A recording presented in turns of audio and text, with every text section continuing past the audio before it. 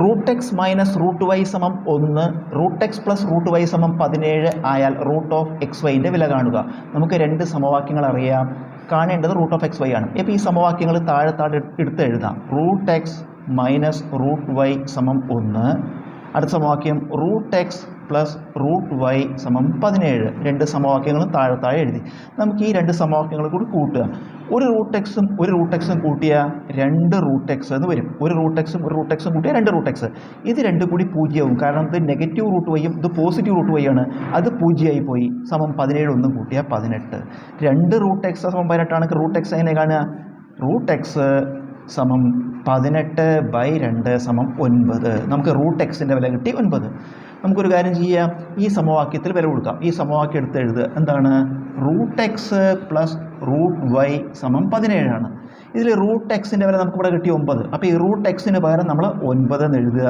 Plus root y സമം 17. ഇതെങ്ങനെ root Y കാണുക? 9 അങ്ങോട്ട് എടുത്താൽ മതി. റൂട്ട് വൈ സമം 17 പോസിറ്റീവ് നമ്പർ എടുക്കുമ്പോൾ -9. 17 9 കുറച്ചാൽ 8. നമുക്ക് എന്തൊക്കെ കിട്ടി? റൂട്ട് എക്സ് കിട്ടി 9, റൂട്ട് വൈ കിട്ടി 8. നമുക്ക് എന്താ കാണേണ്ടത്? റൂട്ട് ഓഫ് എക്സ് വൈ എന്ന് പറഞ്ഞത് അർത്ഥം root x into root y. Root x into root y ആണ് റൂട്ട് ഓഫ് എക്സ് വൈ. ഇതിൽ വില കൊടുക്കുക. റൂട്ട് എക്സ് എത്രയാണ്?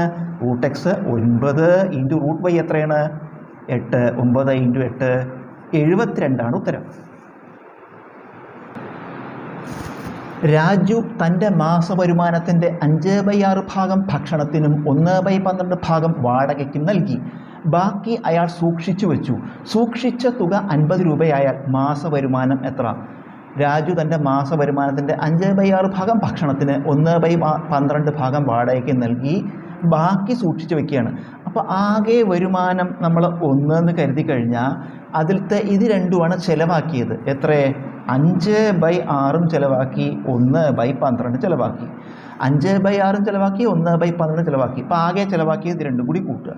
ഈ ആകെ ചിലവാക്കിയത് ആകെ ഉള്ളതെന്ന് കുറച്ചാൽ ബാക്കിയുള്ളത് കിട്ടും. ആകെ ചിലവാക്കിയതാണ് ഇത്. അതിന്ന് ആകെ നമ്മൾ ഒരു ഭാഗമാണുള്ളത്, അതിന്നാണ് ഇതൊക്കെ ചിലവാക്കുന്നത്. അപ്പോൾ 1 ഇത് കുറയ്ക്കുക. അപ്പോൾ ഇതാണ് എന്ത്? സൂക്ഷിച്ച് വെച്ച തുക. അപ്പോൾ ഇത് നമ്മൾ ചെയ്യാം. 1 മൈനസ് ഇതെങ്ങനെയാണ്? ഇത് 6 12 തുല്യമല്ല. അപ്പോൾ നമുക്കിവിടെ 2 കൊണ്ട് അംശത്തെയും ഛേദത്തെയും ഗുണിക്കുക. 2 10 6 12 ബാക്കി പ്ലസ് 1/12 അതുപോലെ ഇട്ടു. ഇത് ബ്രാക്കറ്റിലിട്ടു. ഇപ്പോൾ എന്താ? ഛേദങ്ങൾ തുല്യമായിരുന്നില്ല, അപ്പോൾ തുല്യമായി. നമുക്ക് 1 മൈനസ് ഇപ്പോൾ ഇത് കൂട്ടാം. ഛേദങ്ങൾ തുല്യമായതുകൊണ്ട് 10 1 11/12. ഇതെങ്ങനെ കുറയ്ക്കുക?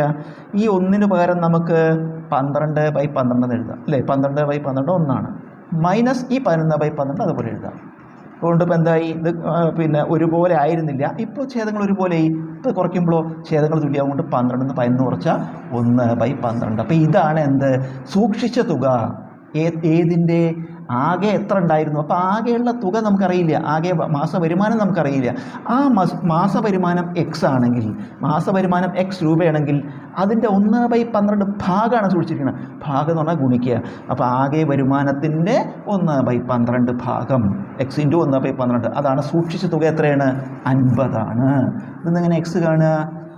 ഇതൊരു സമവാക്യമാണ്. ഇത് എക്സ് കാണാൻ ഈ 1/12 അങ്ങനെ എടുക്കണം. അപ്പോൾ ഇവിടുത്തെ സംഖ്യ എഴുതി 50 ഇൻറ്റു 1/12 അങ്ങോട്ട് പോകുമ്പോൾ എന്താവും? ഇൻറ്റു റെസിപ്രോക്കൽ ഇടുക. 12/1 50 5 12 60 പിന്നെ ഈ ഒരു 0 ഉണ്ട്. /1 വേണ്ട. അപ്പോൾ 600 രൂപ. എന്ത്? ആകെ അയാളുടെ മാസ വരുമാനം 600 രൂപ.